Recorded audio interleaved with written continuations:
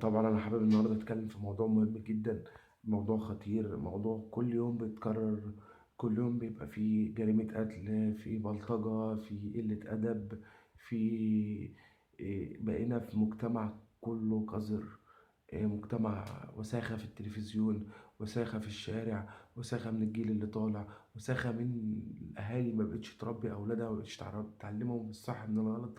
أنا حابب أتكلم في موضوع مهم جدًا، موضوع تُقى العروسة اللي اتقتلت في بنها في كفر الجزار. عايز أقول البقاء لله، ويا رب تكون عروسة الجنة، وإن شاء الله عروسة جنة بإذن الله.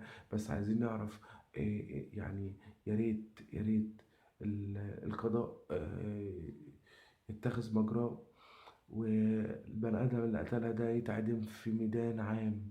ما نسكتش، ما نفضلش نستنى حوار يجيب حوار وموضوع يجيب موضوع. يا جماعة بجد بجد، كل ده من التلفزيون، كل ده من البلطجة، كل ده من الناس ما بقتش أصلا بتحب بعضها. عايز أقول للتقى ربنا يرحمك، وأنت إن شاء الله عروسة الجنة، وربنا يرحمك يا رب، وحسبنا الله ونعم الوكيل في اللي عمل فيك كده.